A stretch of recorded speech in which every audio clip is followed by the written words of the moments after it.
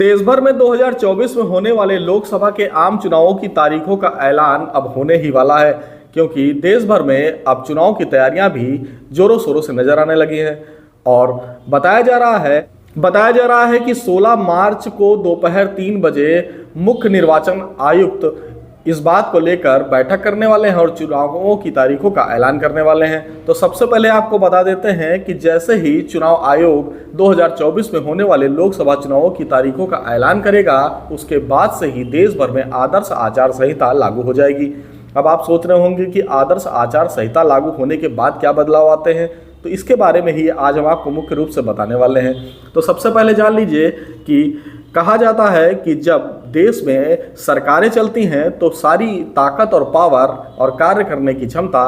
सरकारों के पास होती है, मगर जब देश या प्रदेश में जब चुनाव होते हैं तो चुनावों के सारी पावर और उस प्रदेश की या देश की देखरेख चुनाव आयोग के द्वारा की जाती है। इसी तरीके से जैसे ही चुनाव आयोग 2024 में होने वाले आम चुनावों की तारीखों का ऐलान करेगा, पूरे देश भर में आदर्श आचार संहिता लागू हो जाएगी और पूरी चुनावी कमान चुनाव आयोग के हाथ में आ जाएगी। ऐसे में आपको बता देते हैं कि आदर्श आचार संहिता लागू होते ही देश में बड़े बदलाव भी साफ तौर पर नजर आएंगे, क्योंकि जिस तरह से लगातार देश के प्रधानमंत्री हों या अलग अलग सूबे के मुख्यमंत्री हों, लगातार ये सुनने में हमको आता है कि वो नई नई योजनाओं की घोषणा करते हैं, लाभकारी योजनाओं को जनता को बीच में ले जाते हैं, जनता को फायदा पहुंचाने की बात करते हैं। कई बार इस पर आरोप भी लगते हैं कि ये चुनावी स्टंट होते हैं, क्योंकि चुनाव आने से पहले लोगों को प्रलोभन दिया जाता है। तो चुनाव आयोग की नियमावली की बात करें तो सबसे पहली बात ये हो जाती है कि जब आदर्श आचार संहिता लागू हो जाती है तो कोई भी सरकार लाभकारी योजनाओं को जनता के बीच में नहीं ला सकती है। साथ ही साथ जैसे ही आदर्श आचार संहिता लागू होती है, उसके बाद से सरकार का जो नियंत्रण होता है वो कम हो जाता है और चुनाव आयोग का नियंत्रण पूरी तरीके से देश भर में चालू हो जाता है। और जैसे ही कल आदर्श आचार संहिता लगेगी, इसका प्रभाव भी देखने को मिलेगा। वहीं आपको बता देते हैं कि चुनाव आयोग की तरफ से कुछ नियमावली भी है। कहा जाता है कि निष्पक्ष चुनाव कराना सबसे बड़ा चुनाव आयोग का संकल्प होता है। ऐसे में लगातार प्रदेश सरकार के अधिकारी हों या केंद्र सरकार के अधिकारी हों, जिन अधिकारियों को 3 साल से 4 साल एक जिले में एक सीट पर बैठे हो जाता है, सबसे पहले चुनाव आयोग इस तरीके के अधिकारियों का तबादला करता है ताकि निष्पक्ष चुनाव कराया जा सके और अधिकारियों का दबाव कहीं पर ना देखा जा सके। वहीं आपको बता देते हैं कि हर जिले में जिला अधिकारी की एक नियुक्ति होती है। ऐसे में जिला अधिकारी को ये जैसे ही चुनाव आयोग अपनी तारीखों का ऐलान करता है और आदर्श आचार संहिता लागू होती है, तो जिले के जो जिला अधिकारी होते हैं वह जिला अधिकारी नहीं बन रह जाते हैं, बल्कि उन्हें एक नई जिम्मेवारी निर्वाचन आयुक्त के रूप में दे दी जाती है और जिला अधिकारी निर्वाचन आयुक्त के रूप में जाना जाने लगता है, क्योंकि जिला अधिकारी के ही पास चुनाव कराने की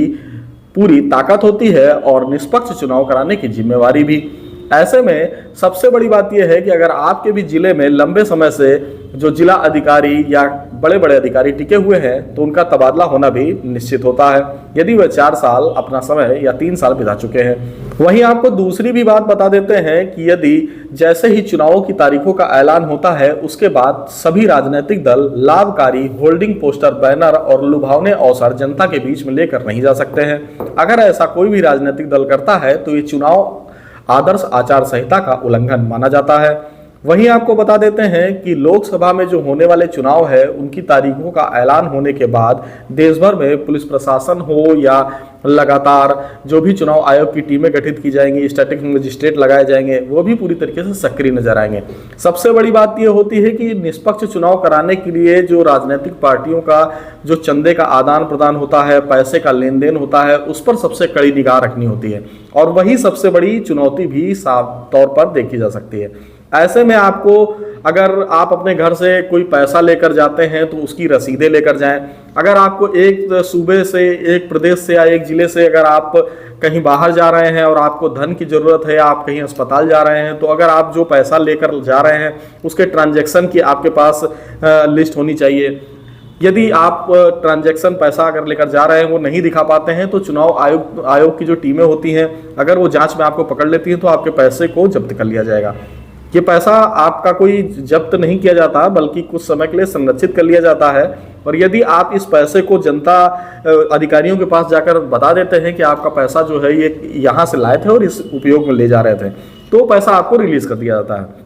तो कुछ चीज़ें जो हैं वो आपको अब कल से ये देखने को मिलेंगी। और दूसरी चीज़ आपको बता देते हैं कि अगर ये लोकतंत्र का जो मेला है ये 5 सालों में एक बार आता है, ऐसे में हम जनता के पास इसकी सबसे ज़्यादा पावर होती है। सबसे ज़्यादा पावर निर्वाचन आयोग के पास होती है, तो उससे भी अधिक ताकत, क्योंकि जनता जो है वही इलेक्शन का जो अमली जामा होता है उसे पहनाती है। जनता के ही मतदान से देश की सरकारें बनती हैं। ऐसे में कहीं ना कहीं से हमारी भी आपसे अपील है कि आप अपने बीच में, यदि आप जब मतदान करने जा रहे हैं तो आपको ये देखना बिल्कुल जरूरी है कि आपके बीच जो राजनेता चुनाव लड़ने आए हैं उनकी शिक्षा क्या है, उन्होंने आपके बीच में रहकर काम क्या किए हैं, उन्होंने आखिर कुछ किया है या नहीं किया है, या सीधे कहीं से लैंडिंग करके आ गए हैं। हमें हर चीज़ का ख्याल रखना होगा, क्योंकि कहा जाता है कि जिस तरीके से देश बढ़ रहा है उसी तरीके से हमारे नेताओं को भी अपडेट होना जरूरी है। और इन सब चीज़ों को देखते हुए, क्योंकि जब भी कोई देश की सरकार बनती है तो उस सरकार से हमारी शिक्षा चलती है, उस सरकार से हमारा स्वास्थ्य चलता है, उस सरकार से हमारी